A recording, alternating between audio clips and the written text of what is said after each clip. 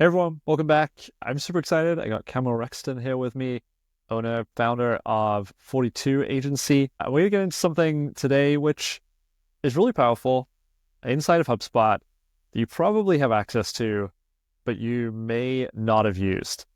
So we're going to talk a little bit about content personalization, specifically with smart content in HubSpot. Kamil's the guy to talk about it with. So thanks for being here. Let's get into it. Thank you for having me. I'm excited. So let's start with the big question. What is smart content in HubSpot? And when's it a tool that you're like, oh, like that's a thing that HubSpot has that I should be thinking about as I'm doing demand gen, doing marketing type stuff inside of HubSpot? Yeah, good question. So I think it's one of the underrated features of HubSpot, but basically smart content is that you can show specific pieces of content on a landing page to specific people based on either their lifecycle stage, what device they're viewing it from, what channel they're coming from, what query parameters they have. The powerful thing about HubSpot is because everything integrates into HubSpot. So it's like your one single database that you have everything kind of feeding into. HubSpot can take all those signals, I'm going to call them signals or whatever you want to call them, and then customize the content based on whatever you want it to do. So a great example of this is there's a lot of discussion about personalization and marketing overall. AI is making a lot of the personalization become more seamless. If you're using HubSpot, you don't even need to upgrade to like enterprise or anything like that. It's part of your HubSpot CMS.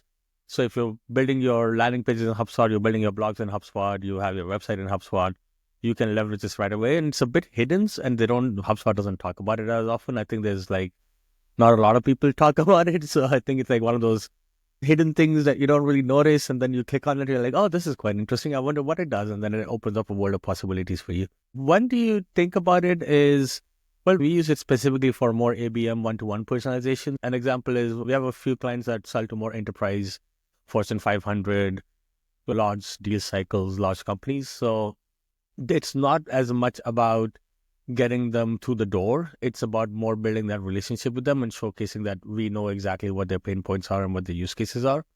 So instead of us building out 20 different pages for 20 different accounts, we can build one template, and then based on some personal, like we use LinkedIn ads URL. So if they came from a specific LinkedIn ad URL because we had the UTM attached to it, they would get a specific version of the page, and that specific version of the page would have tailored resources for that company. So if we were talking to a telecommunications company, we would have resources for a telecommunications company show up.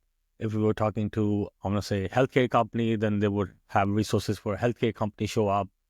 And then we could tailor the headline, you can't change the layout of the page itself, but within those layouts, like each section, you can customize that based on who you're talking to. What interesting is if these people are cookied in your HubSpot, so if they came in through a form fill, you can actually personalize it to the account owner or the person they are assigned to. So you can say, go book a time with Stuart, because I know through HubSpot's contact record that Stuart's the contact owner for that person. But if you don't have it, you can still do like based on segments or based on companies, you can do that kind of personalization. So I think it's really powerful because it saves us a lot of time. We don't have to do 20 versions of the page. We don't have to clone it 20 times. And second is because you can use first party or URL or parameters of device or whatever. You can personalize it to you can go like into this very deep of like, if I'm targeting this company from this department within this region, then I can show them like, you can do language personalization, you can do all kinds of fun stuff. To sort of hammer home this point, the more data you have in HubSpot, the more fun stuff you can do on the other side of it. I'm curious your take on the level of personalization from sort of, a lot of folks have industry pages on their site, right? Like we target these 5 industries. So we have a page that is industry/healthcare, industry/telecommunications, whatever. But then you have accounts within those industries that you're selling into specifically that you maybe have varying degrees of data on. And then, of course, you have different contacts within each of those accounts. How do you think about the sort of right level of personalization? And I think one thing that I've been talking about a lot recently is sort of the difference between personalization and relevance, because it's all very well to have sort of hey, first name type personalization, right? Like, yeah, everybody has a name, not personalization. But like, how do you think about that and like what the right level is? And I guess specifically talking about these sort of larger accounts where the goal is engage, build awareness, build affinity over time, over a longer deal cycle. Actually, it's funny. I think it was a couple of years ago, I don't know when it was, but Mike Taylor and Samuel Bradley wrote this paper called the anti-personalization manifesto, where they made the argument that personalization doesn't work to the degree we want. They made a good point that the one message that works for one segment works for every other segment. So like you don't want to run down this rabbit hole of hyper-personalization. I think after a certain point, it's a point of diminishing returns. In this case, though, what's different is it's not about using Clearbit to put their logo on the site when somebody comes to the website and you don't know who they are and you don't care. In this case, it's more about that sales enablement piece.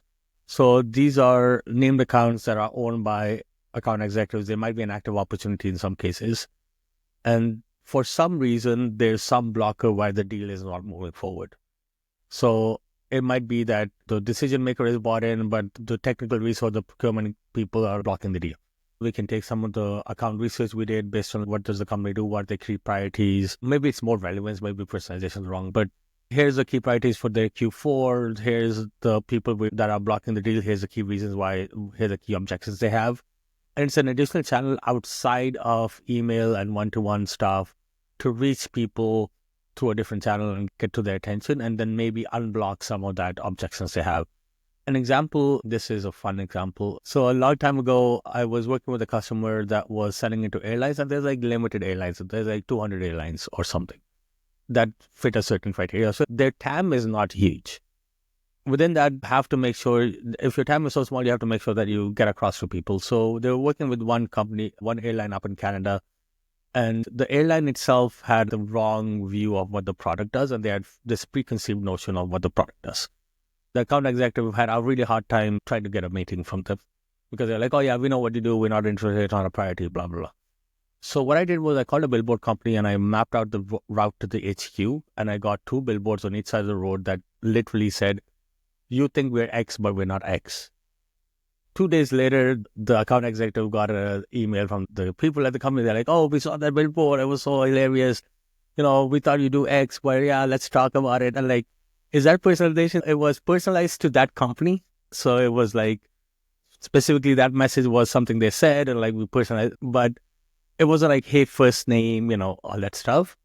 But it was based on actual real data they had. So I think this is like, that's the context for how we think about this. Each company, especially when it's selling into enterprise, it's not like Stuart wants this from, he's going to buy it and he's going to put it on his credit card, but there's integrations, blah, blah, blah, blah, blah, so many stages, so many headaches. And I think this approach can be effective for addressing those on a more relevant to each of those companies you're talking to, rather than personalizing to like anybody who's come to the websites and like you kind of pop their first name in there. Yeah, totally. So 2 different directions I want to go from here. The first is, so if you mentioned this is sort of an additional channel, an additional way to reach people that sort of, it's essentially more real estate that lets you get your message, your sort of positioning and value prop in front of people. You mentioned LinkedIn ads as one way that you might be getting people to this page. You have a specific UTM parameter that allows you to personalize or sort of change the content that you're showing to each person. How do you think about getting people to this page? Because it sounds like for this specific use case around sort of a more ABM enterprise type motion, that this is not just sort of a page that sits in your nav and people are discovering because they came to your site. What's your sort of path to getting people to the content which is specific for them? Couple of things. Email is a big one. We also looked at LinkedIn ads. We also use display ads. I'm not a big believer on the display side, but they can drive some impressions or some clicks. We also tried like in-person direct mail with QR codes. So I think direct mail is another challenge that's kind of overlooked in a lot of ways. I know there's like a lot of vendors out there, but I was at a previous company where we were selling to travel, like government travel agencies. So agencies that are promoting tourism for a certain region, like, come to Vancouver. So the Vancouver Tourism Board. And there's, again, finite number of people that do that. There's finite number of tourism boards in the world out there. Our VP of marketing, I hope she's listening to this. I think she read a post by Jen from Teresa Lance she was at HubSpot at the time, that, cupcakes, send people cupcakes. So we literally went to the bakery. We got a lot of cupcakes. We put them, we handwrote the cards, we package them up and we send them off. And like the BDR has got like so many reply back saying, oh, thank you for the cupcakes. That was such a lovely touch. Would love to talk to you about what you're doing and blah, blah, blah. I think like especially in B2B, we think ABM, we think LinkedIn. We think LinkedIn or we think 6 Sense or demand base. And we don't think in-person dinners, relationships over social, direct mail, references through your existing network. Like there's a lot of ways to kind of crack the nut on these things. But I think when you're talking to like a specific account, there's only so many ways you can, because marketing tends to be one to many. And what the challenge is when you're doing like more of the ABM sales, it's by nature a one-to-one relationship. Right. So it has to be primarily relationship driven, and then marketing can additionally supplement with other stuff. You mentioned you can sort of change the components or change the sort of elements within given sections or within a given layout on a page. How do you think about designing a page which you are going to, I'm going to call it personalization, but you're going to change the content based on who's viewing it? How do you think about the layout of that kind of page, the type of content that goes on that page? Like I saw Kyle Coleman yesterday post this video of, copy AI, taking in account research, taking in ICP sort of definition, qualification, and then spitting out, here is essentially a structured data set, which we can run through a structured template data that you can, and create, a different page. That template is pretty sort of standard landing page in the sense of it's like, hero, features, benefits, and it's just sort of the content itself, the headlines are sort of specific to the account. How do you think about the content types or the things that are worth putting on a page which you are making specific to an account? We treat it more as a content hub. I hate that word, content hub. But the idea is not a landing page which is come see the benefits, feature 1, feature 2, benefit 1, benefit 2, request a demo, sign up for a trial. It's more, here's a problem you're having. Here's some additional resources about how we solve that problem for similar customers. Here's some quotes and case studies relevant to your industry. Here's some product specification materials, like more of that stuff. And then within that, you can it's very modular. And I'm not a web developer, so my team designed it. I have no idea how you develop it. But it was modular enough that we can say, swap out this piece of content for this piece of content. Swap out this for, within HubSpot, the smart content kind of lives on the section by section level. So we had enough modularity in there that we could do the smart content on each of the sort of the areas we wanted to, but not wanting to rebuild the entire page because that's just impossible. And it was a very structured approach of okay, problem statements, related content, case study, quotes, customer testimonials, sort of that kind of structure. Because the outcome wasn't for them to the copy example, which I loved, is more of a web page where people go and they can request them more, do more of that direct response stuff. In this case, we were sending them to people we already know. I know I'm talking to Stuart and a couple of other people at this company. I don't need to get them to request a demo and talk to me. I'm already doing sales outreach to them. I want them to sort of get the value from it, so they can actually respond to me. They already see my email, they already see my LinkedIn messages, they already get my phone calls. So it's more about getting them to pick up the phone and talk to me. Yeah. So that they can sort of make that decision by themselves. They understand this is a conversation I want to continue. So how do you think about deciding what goes on which, in terms of the specific content, smart content in HubSpot, there's sort of two ways that you can use it, right? There's either I'm going to actually fill in this variable with the value for that contact in their record, or you can say, based on the value of this record, I'm going to show this thing or that thing. How do you sort of think about the decisions that go into what you show to who? In this specific case, because a lot of the opportunities were sourced from outbound, we couldn't use a lot of the tokens from personalization tokens from HubSpot itself, because the accounts and the people who were going to view this page were not in the HubSpot. I mean, they were in HubSpot, but they didn't have the first party data associated to the cookie. So the browser and the record were not connected. So we did a lot of more high level industry company level personalization, company X, we know this is what you do. We know you're having these problems. And then within LinkedIn, we targeted specific personas. But the personalization was not on, hey, Stuart, welcome to my page. Here's some things I put together for you. I would love to have done that in this case, but we didn't have the ability to do it. So we had to go one level up. What we have seen in the past, I also think there's a fine line between doing that and coming off as creepy because you can be kind of worrying that you have my first name on a page and it can freak out. I think there's also the thing that's interesting about sort of personalization in general is that often the thing that is going to show up in the personalization token is very obvious that it's being templated and filled in from a token, right? I think that generally the things that feel most sort of to the relevance point, the things that feel most relevant is sort of when you use the tokens that you have as context, but don't actually say them, right? It's almost the same thing. It's if you're doing signal-based outreach, you don't need to mention the signal, right? It's not like, hey, so you're on a new Yeah. job, or like, hey, you visited the page. It's like you Yeah. have awareness or you have intent because of the signal, but you don't need to be reminded of the signal. Yeah. It's like when people put my first name in an email subject line, I know it's a personalization token. Like there's nobody sitting there putting there's no other reason for them to do it. Sometimes it's very obvious that you just like, there's a token in there. You can literally see the token. Maybe it's because we do this for a living and we've seen this so often and that's how we do it, potentially. Right. But I think there's a fine line between too much personalization where you get to a point of diminishing returns. Like you put in their job title, their cat's favorite food and whatever. It's kind of gimmicky, it doesn't really add value to me. But the relevance is, I know you have these problems. So that might be.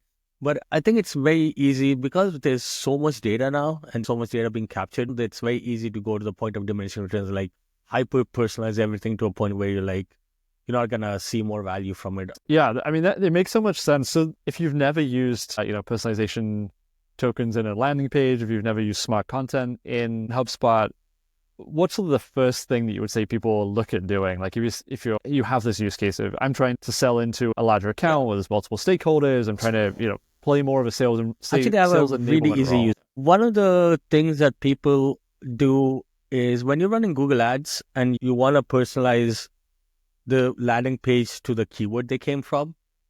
So if somebody is searching for CRM software for real estate, then you want your landing page to be talking about CRM software for real estate. Using spot content is a super easy way to do that. So instead of like cloning the page 20 times for each of the ad groups you're running or each of the stuff, because HubSpot connects with your AdWords account and your LinkedIn Ads account, you can do ad group level. You can pull in the ad group from Google Ads and say, if somebody comes from this ad group specifically, then show them this kind of content. And that way you can have one demo or main landing page that is your generic landing page. And then based on what ad group people come from, you create all these stacking rules of like, if they come from CRM for real estate, then show them this version of the page which talks about CRM for real estate, and then the key headlines, change them to CRM for real estate. If it's CRM for healthcare, you do the same thing. So like that's, I think, beyond the ABM stuff. I think if you want to start with personalization and just like typically when we do a lot of the DG work we do for B2B companies, this is like a low hanging fruit that a lot of people don't do because just doing that improves your conversion rates.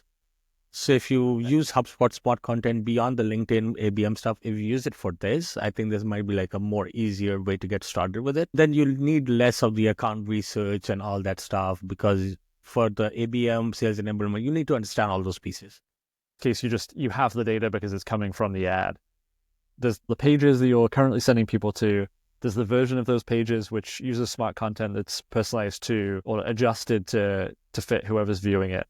Do you report on the impact of changing the content to fit the user? Like, how do you think about the ROI of like making 20 different, even if you're not doing it the way that you would without smart content and actually duplicating or cloning the page, you're still putting effort into, making it different content for everybody. Like, how do you think about making sure that it's actually worth the investment versus just, hey, this is the message that we send to everybody? I think we monitor not just conversion rates, but also like opportunity rates and like how people convert downstream. And I think that's easy enough to do because you have that HubSpot record, they come from this version or that version. And then the other way, if you don't want to do that stuff, you can just do like ran this ad for 2 weeks without the personalized smart content. Now we're going to run it for 2 weeks for the personalized smart content, and we're going to measure the lift across these two instances. And then you can like clearly measure these people came from the personalized stuff. There's what was the before after. I also think there's one thing that maybe it's not a direct ROI thing, but you're providing a better experience for the user or the visitor or whatever that is. And I think that itself could be a brand, like you're creating a better experience. So they might speak better of you. Like they might not convert right away, but they might recommend you to somebody. There's a lot of second order effects that might come from that. And also it's a lot of fun. Like it's easy to go down the rabbit hole of like, oh, I can use smart content for so many different use cases. And it's like, it can be a bit of fun to just try it out. Yeah. And it's nice that you don't have to be a developer to build this stuff inside of HubSpot. Once you have your template, you can switch in now content based on the rules that you're setting. It's pretty accessible for folks. As friendly as HubSpot's CMS is, it's still like not layman friendly. If I need to go on and like I need to create a new, sometimes it can be pretty hairy. So I think this helps you just avoid that headache. Yeah. Totally. And anything that ultimately makes it easier to ship faster, iterate more quickly, run more experiments is always good. Just tie a bow on this conversation. I think there's lots to dig into for folks. I love the it's just fun sort of point. Hopefully folks will go find it in their account. I know you have a couple of resources coming out working on this foundational to running some of these plays, identifying these low-hanging fruit in your HubSpot account when it comes to better marketing, generating more demand. I'm going to plug 2 things here. Actually, maybe 3 things. So one is our YouTube channel. We have a lot of content on. Actually, I have an entire video on how we built out ABM landing pages with smart content. So our YouTube channel just search for 42 Agency on YouTube. We have a MOPS checklist that's coming, like a HubSpot audit checklist. In order to do these things, you need to have a proper HubSpot setup and data hygiene and all that stuff. So the checklist kind of helps with that. And then we have a workbook coming out soon that guides you through the process of setting up lifecycle stages, lead statuses, all that stuff.